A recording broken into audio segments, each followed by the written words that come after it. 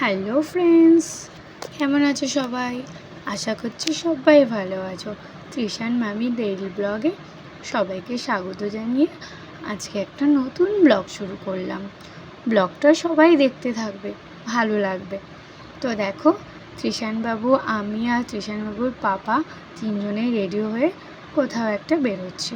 তো কোথায় যাচ্ছি অবশ্যই তোমাদেরকে জানাবো, তোমরা ভিডিওটা কন্টিনিউ দেখতে থাকো। তো রোজকার একঘেয়েমি জীবন, রোজ সকালবেলা ওঠো, রান্না করো, তারপর খাওয়া দাওয়া করো, বাসন মাজো, আবার ঘুমিয়ে পড়ো। তো একটা দিন তো এসব কিছুই রাখিনি।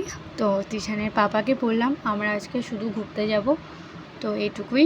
তো বললো চলো। তো তারপর আমরা দেখো চলে এলাম ঘুরতে। তো রোজ একঘেয়েমি জীবন থেকে মাঝে মাঝে না সবাইকে একটু বেরোনো উচিত, তাহলে মনটা ভালো হয়, ভালো লাগে। তো আমরা বেরিয়ে পড়লাম। কোথায় যাচ্ছি বলো তো? তোমরা গেস করো কোথায় যাচ্ছি, আমি বলছি। তো দেখো, তৃষানবাবু তখন সবে সবে হাঁটতে শিখেছে।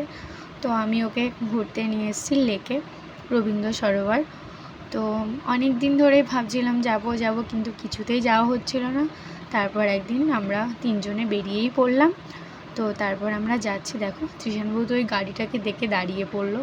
তো আমি ওকে বলছি চলো বাবান চলো। তারপর দেখো, সবে সবে হাঁটতে শিখেছে, মানে খুব একটা ভালো হাঁটতে শেখেনি, কিছুটা হাঁটতে শিখেছে। তখনই আমরা ওকে ঘুরতে নিয়ে গেছি। তো বেশ ভালো লাগে মাঝে মাঝে বাইরে বেরোলে। তো দেখো, এটা হচ্ছে পদ্ম। আমি বিয়ের পর থেকে প্রায় লেকে 4-5 বার গেছি, কিন্তু এই পদ্ম পুকুরটা না একবারও যাওয়া হয়নি, এবারই এলাম। তো এবার হাঁটতে হাঁটতে ঘুরতে ঘুরতে ঠিক গেলাম। তো তৃষানের পাপা আমাকেও বলেনি যে এখানে পদ্ম পুকুর আছে, আর আমিও জানতাম না। তো হঠাৎ করে ঘুরতে ঘুরতে দেখেই নিলাম যে পদ্ম পুকুর আছে। তো খুব ভালো লাগছিল। তারপর তৃষানবাবুও দেখো নিজে নিজে হাঁটবে একা একা, মানে অনেকবার পড়ে গেছে হাঁটতে হাঁটতে, একা একা হাঁটতে হাঁটতে অনেকবার পড়ে গেছে। তো তারপর ও হাঁটছে, তারপর মাঝে মাঝে কোলে তুলে নিচ্ছে, আবার নোংরা হাতটাকে মুখে দিচ্ছে। জানেনই তো বাচ্চারা ওরকমই করে, যতই হাতটা পরিষ্কার করে দেবে কিছুতেই তখন মুখে দেবে না, যেই নোংরা পাবে তখন একটু চেটে নেবে। আর দেখো লেকটা কি সুন্দর, মানে এত ভালো লাগে না ওখানে গেলে, মনটা একদম ভালো হয়ে যায়, মানে মনটা শরীরটা দুটোই ভালো হয়ে যায়। এত সুন্দর প্রাকৃতিক পরিবেশ ওখানে। দেখো তোমাদেরকে আমি কিছুটা ঘুরে দেখাচ্ছি। তৃষানবাবুর পাপা সামনেটায় যাচ্ছে, আর প্রায় সন্ধ্যা হয়ে এসছে। তো আমরা অনেকটাই ঘুরেছি, ভালোই ঘুরেছি। আর দেখো তৃষানবাবুর পাপা একটু তৃষানের সঙ্গে মজা করছে। তো আমরা অনেকটাই ঘুরলাম। তারপর ওরা দুজনে একটুখানি কথা বলছে, এটা ওটা করছে। তো তারপর আমরা বেরিয়ে যাব। তৃষানবাবু তো খুব খুশি, বাইরে বেরিয়ে নিজের মতন হাঁটছে, মানে এত ভালো লাগছে ওর। তারপর দেখো তৃষানের পাপা বাইকটা বার করে নিচ্ছে, দিয়ে আমরা যাব।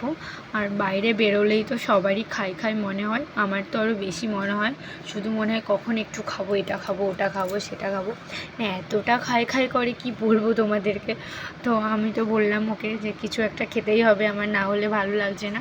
তো বললো চলো গেট থেকে বাইরে বেরিয়ে আমরা খাবো।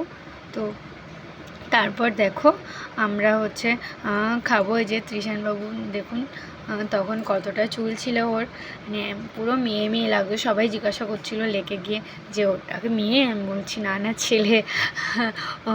তো ও খেতে শুরু করে দিয়েছে, সবার ফার্স্ট আমার গোপলু খাচ্ছে, তারপর আমরা খাবো।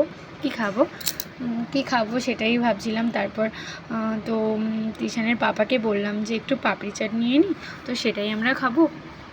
তো কী বলুন তো, রোজকার একঘেয়েমি জীবন থেকে না মাঝে মাঝে স্বামী স্ত্রী দুজনকে একটু বাইরে মানে যাওয়া উচিত, দুজনেরই মনটা ভালো হয়।